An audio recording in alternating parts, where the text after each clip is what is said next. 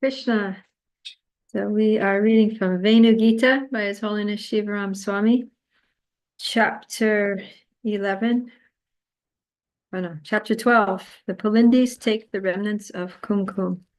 That we're picking up from yesterday, where the gopis are discussing the verse which this chapter is based on, which is Srimad Bhagavatam 10:21-17, which goes like this. Purna Pulindya Udugaya Padabjaraga Shri Kunkumena Daitastana Manditena Taddarshana Smararujastrina Rushitena Limpantya Anena Kucheshu Jahush Tad Adim.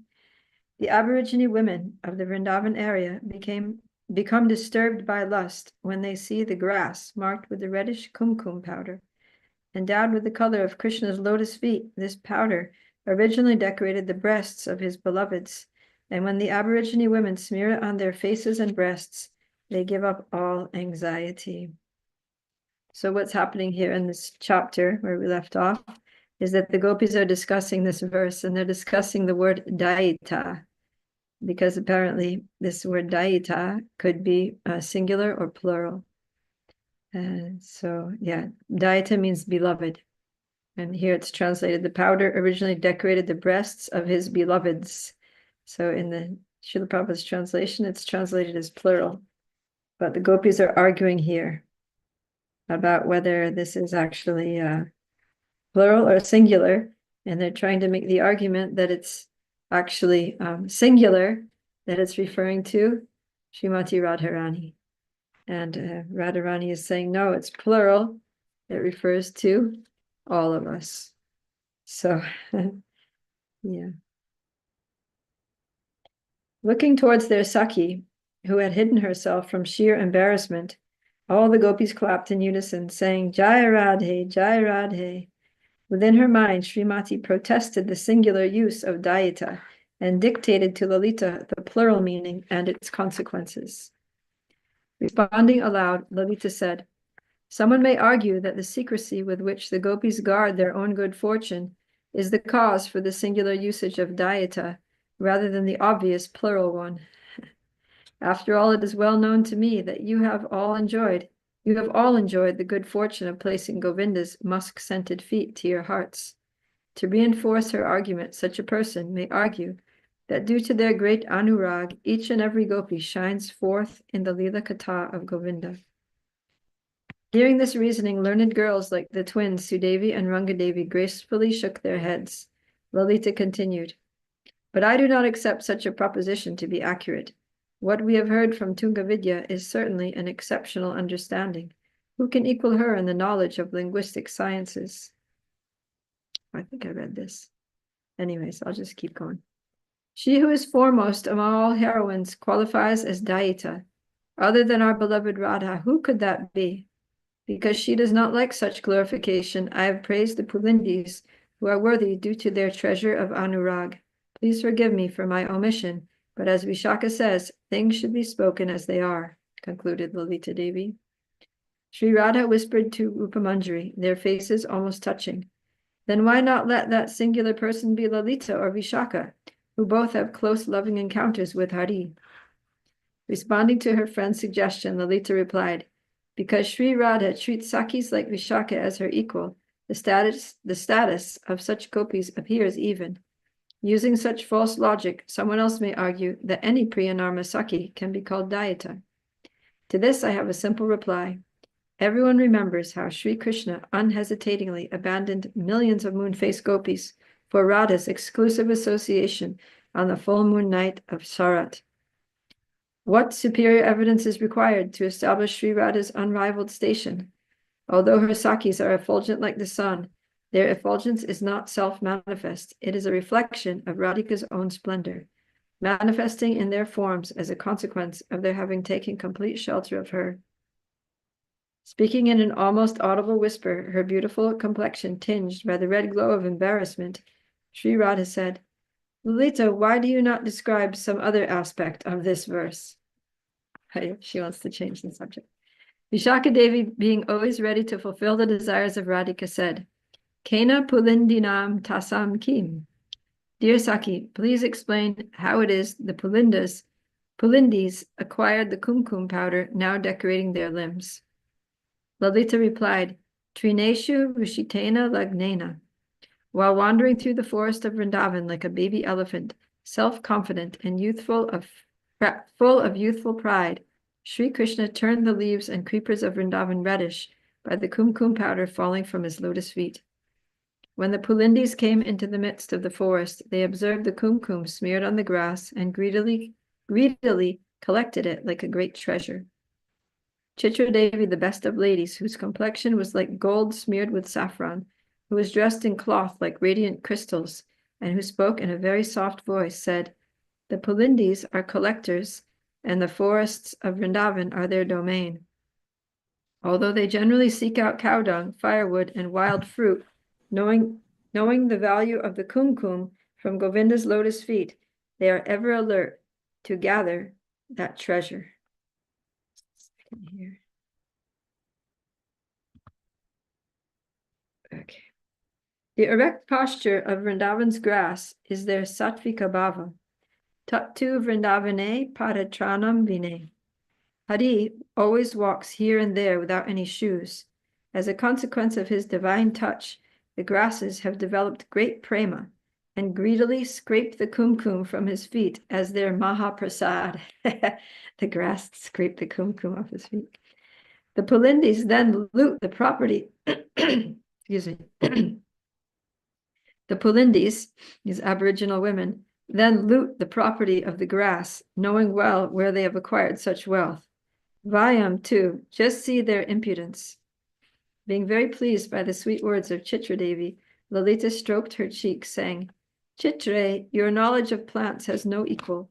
We should consider that Trina Rushitena extends the meaning of its own characteristics, including Shila Adishu. Thus, the kumkum is to be found everywhere, including stones, rocks, and in general on the ground of Vrindavan's forest. Indeed, for those who have eyes to see, Krishna's reddish footprints are to be found everywhere and at all times throughout the Vrindavan terrain. Vishake, dear friend, you asked how it was that these Pulindis have decorated their limbs with kumkum. Please listen as I answer your question. While Krishna was entertaining his friends, he played his flute in many charming ways, bringing them ever newer pleasure, and always keeping the cows from straying. The sound vibration of his flute sought out these Aborigine girls, and in so doing, it enhanced their desire to meet him.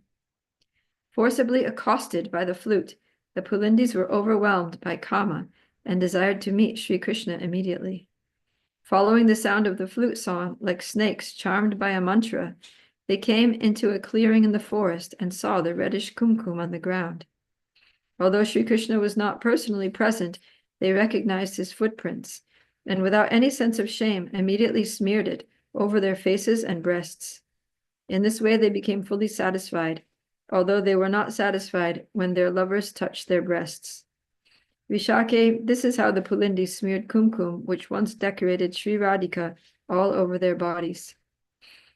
That day, many conversations regarding the sound of the flute and its transcendental player took place, but none was as free from restraint as the gopis' talks of the Pulindis. By the arrangement of Yogamaya, the gopis were in a secluded place, free from the prying eyes of their superiors, and their long absence from Sri Krishna evaporated their inhibitions and allowed them to speak freely among themselves. Then Sudevi, who was of a disposition called Vama Prakara, contrary and hot-tempered, wearing a bright red dress and learned in the scriptures of omens and dreams, bravely spoke out, Sakis, I fear this conversation is full of crookedness and duplicity. The most obvious issue is being neglected, and I am at a loss to answer why. How has that kumkum reached the exalted position as the coloring of Sri Hari's feet? Is modesty the cause for such discussion, or is there some other reason? Let us be quite frank. Having spoken of our Dayita, it is now quite clear that there was some wonderful pastime between our Dayita Radha and Vanavihari Krishna, who always wanders through the forests of Raj. by which the kumkum decoration from her breast was transferred to his lotus feet. Daita Sambhoga Anantaram Krishna Se Vana Vihar. If someone knows this, then I, for one, am interested in hearing of it, even if this assembly is quite satisfied to discuss the intricacies of Sanskrit grammar.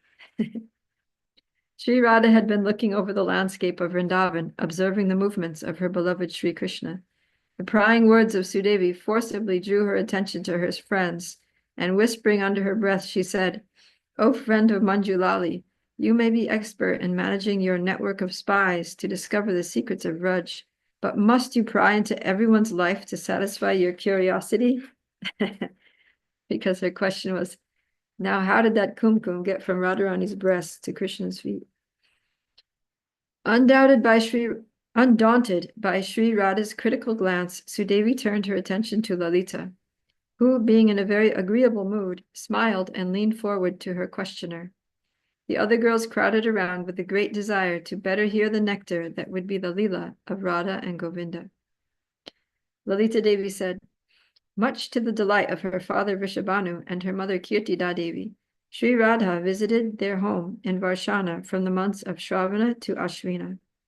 During that period, on the Krishna Astami of Bhadra, being invited to Sri Krishna's Janmotsava, the entire family visited Nandagaon to participate in his birthday celebration. So Radharani and her mother and father all went over to Nandagram for the Janmashtami celebration. After the Nandotsava on the following day, having enjoyed great happiness by seeing her Prananath and having celebrated the auspicious occasion of his birth, Radhika once again returned to Varshana along with her family members and her Sakhis. When the family of Nanda Baba, bearing with them the crown jewel of their line, Sri Krishna, came to Varshana on the Bhadra Shukla Ashtami to celebrate the birthday of our beloved Radhika, the festival of bliss that ensued overflowed its banks, dwarfing the festival of Krishna's own birth. So Nanda Maharaj, Yashoda, and Krishna then would go to Varshana to celebrate Radharani's birthday, which was an even bigger celebration than Janmashtami. The Trayodasi day, when the brother of Abhimanyu, Durmada, came to escort his sister-in-law back to Yavat, filled Varshana with a gloom and despair, such as is seen at the dissolution of this universe. Shedding tears that washed the kajal from her beautiful eyes, Sri Radha wept in the embrace of her mother before the sad journey that took her back to the abode of misery that is her husband's home. Poor Radharani. So she went to visit her mother and father in Varshana for some months, from Shravana to Ashvina. And then when the time was up, then her husband's brother came to bring her back home to Yavat, but she didn't want to go. On the Krishna Ekadashi of Kartik, Sri Radha prepared herself to perform the opulent worship of the sun god at Suryakund. Having been poisoned by rumors of her meetings with Sri Krishna, the miser Jatila forbade Radhika to leave the compound, insisting that she worship their family deity instead. As the all-effulgent sun rose higher in the sky, it dried out the lake of Sri Radha's patience, which was fed by the fickle stream of hope to meet her beloved. Afflicted by the disease of separation, Sri Radhika experienced a second like a millennium, her parental home like a great desert, and her shame like invisible ropes of bondage. Although her friends tried to console her with the medicine of their cooling words, her disposition became more and more critical with each passing minute. As Sri Lalita spoke these words, her eyes flooded with tears and her voice faltered. Offering her comforting hand, Vishaka Devi, who was equally pained by Sri Radha's separation, encouraged her to speak further. To cool her bodily temperature, Radhika's Sakhis smeared her limbs with sandal paste, lotus pollen, and camphor, but the fever of her separation made these substances dry up, and they had to be reapplied. When the gopis tried to confine Radhika to her bed, she repeatedly rose in a delirium, and finally, rejecting all assistance, she continually paced the open courtyard under the glare of the midday sun. As her blood boiled from the heat within and the rays of the sun without, Sri Radha's heart could no longer tolerate her affliction, and she fainted like a swan fallen from the sky. The commotion that took place among the Sakis at that time I cannot describe. Like subjects without a king, children deprived of their parents, or calves who have lost their mothers, Sri Radha's girlfriends fell into the waterless well of despair. Running here and there, they searched for many remedies to secure their Saki's life. Rati, who lives by her affection for Radhika, fanned her with her cloth. Rupa, who is the embodiment of Radhika's form, tested the movement of her prana. Kasturika chanted the names of Vishnu for protection, and Labanga rubbed her wrist in her bud-like hands. When Jatila arrived to see the condition of her daughter-in-law, the only path for the continuation of her family and the goddess of fortune who ensured the prosperity of her household, she became filled with anguish. As she turned to me in anxiety, I explained the situation as follows. Hare, although Sri Radhika worshipped the effulgent sun god at your shrine, she felt greatly aggrieved at breaking her vow to the deity at Suryakund. Praying to the sun god for forgiveness, she fainted of the heat, and all our attempts to revive her have met with failure. Jatila brought many oils and unguents to rub on Sri Radhika's body, but she did not move. Her body continued to burn, her lotus eyes remained closed, and only her lips trembled slightly. Bringing her into the shade of a bakul tree and laying her on a soft mattress, Chitradevi brought many medicinal herbs to revive her, but with no success. Jatila's son, Abhimanyu, had gone to Mathura to purchase new cows. He's always going out purchasing new cows. Shelterless, the foolish woman fell into an ocean of despair and began to sob at the lotus feet of our Saki.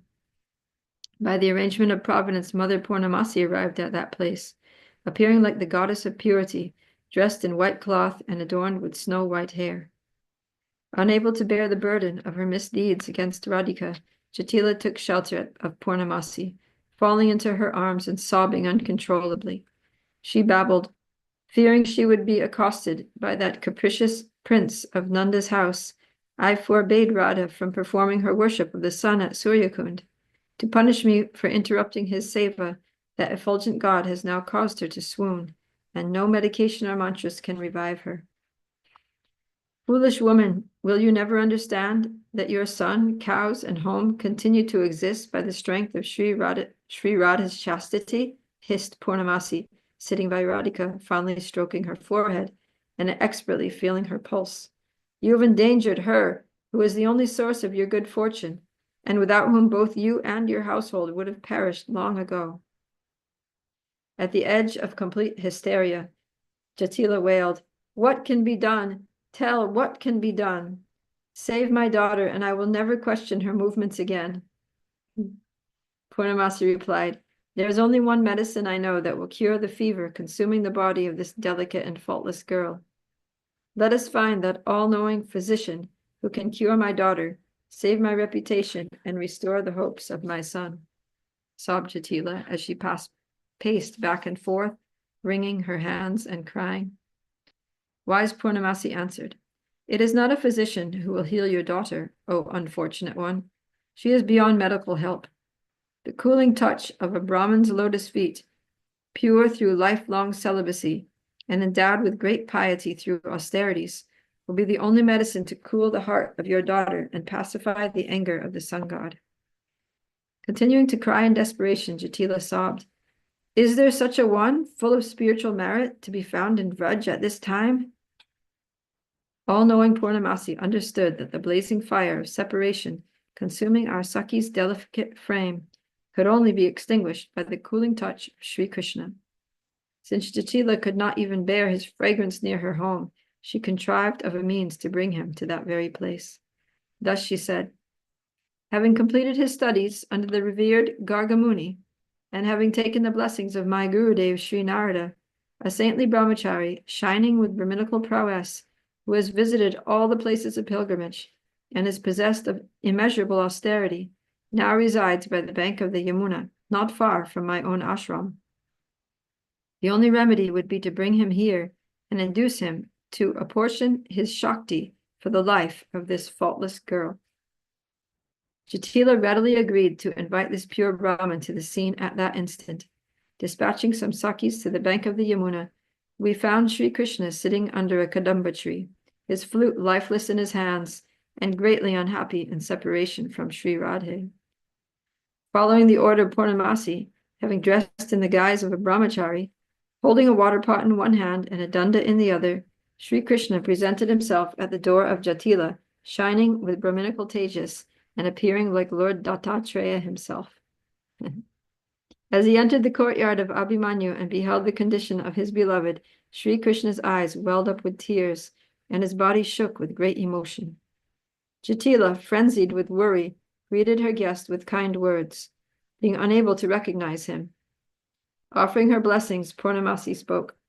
My dear boy, having seen your amiable disposition and great spiritual strength, I have brought you here to save the life of this pure-hearted girl. She is suffering from a fever inflicted in the course of her worship of the all-powerful sun god. Sri Krishna, feigning brahmachari reserve in the presence of women, said, Dear mother, what you say must certainly come to pass, for this beautiful girl is not destined to be separated from her friends. But as a celibate, I have taken a vow never to touch women, and therefore someone else must be the vehicle to fulfill your will. Purnamasi replied, Time is of the essence, and saving the life of this princess cannot be contrary to your religious principles. Dear Pandita Mahashaya, O representative of Brahma, only the cooling rays from the lotus feet of one such as you can counteract the fire now threatening this jewel among young girls. Jatila interjected in an outpouring of emotion. Dear sir, it is Providence alone that has brought you here to save my daughter-in-law's life. The household of my son will collapse with her demise. Please look at her now and consider well what must be done. Sri Krishna gazed at the beautiful form of his beloved as she lay on a white mattress resembling the foam of milk. There was a damp cloth across her forehead. Her body was smeared with sandal paste, and her maidservants fanned her frantically. Radhika's breath was hardly noticeable. Her chest did not move. Her complexion was like a white lotus, and the symptoms of life barely clung to her form. Aside from a murmur in her throat and the trembling of her lips, she lay completely still. Turning to Purnamasi, he said, O Holy Mother, my love for the inhabitants of Vraj is the mature fruit of many lifetimes of penance. If I can be of service to this household, please let me know what is to be done. Purnamasi smiled and said, As fire can only be counteracted by water, so excessive heat can only be checked by cold. The fever raging in this girl's body is such that her bystanding friends are scorched by its effects. Just see how they perspire. The center of this fever is at her heart. If you place your cool lotus feet there, certainly you will bring back to life this girl who is now mortally endangered.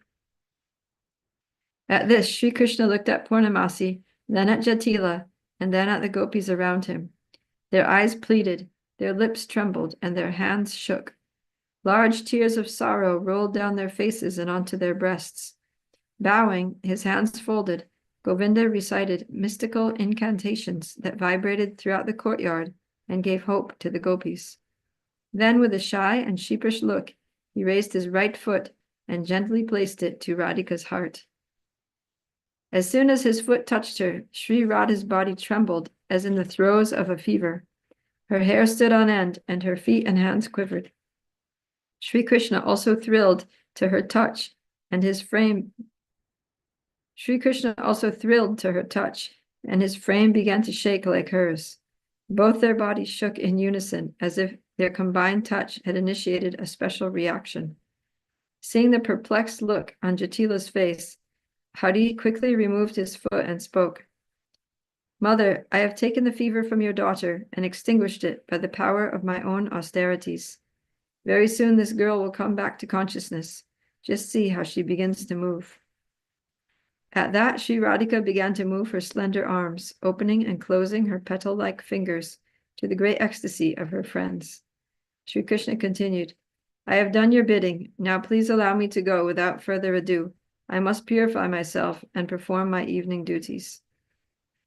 Jatila offered Sri Krishna gifts of cows, gold, and food, but he declined her kindness, and folding his hands in farewell, walked out of the house, marking the ground with the kumkum from Sri Radha's breast. Accompanying Mukunda to the gate, I thanked him for his charity, and as our Dayita became fully alert, I watched him shyly retreat, marking the forest path with the beautiful reddish powder of his lotus feet.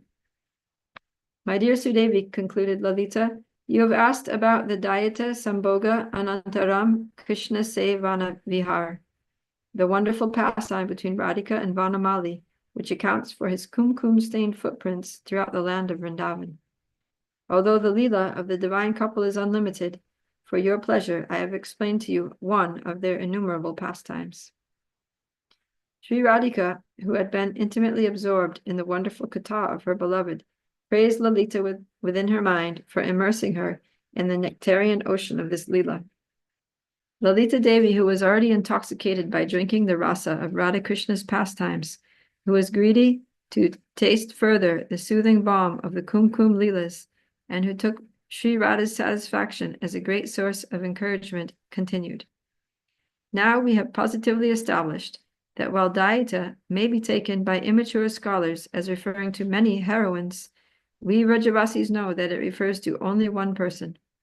If someone asks who that may be, then we reply, Dayitaya Sri Radhaya Stanabhyam Manditena.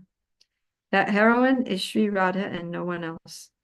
By some inconceivable good fortune, the same kumkum which first decorated her breasts and then came to reside on Govinda's lotus feet now beautifies the forest paths of Vrindavan. Who can understand by what austerities this kumkum has achieved an exalted status? Let's see how much longer I have.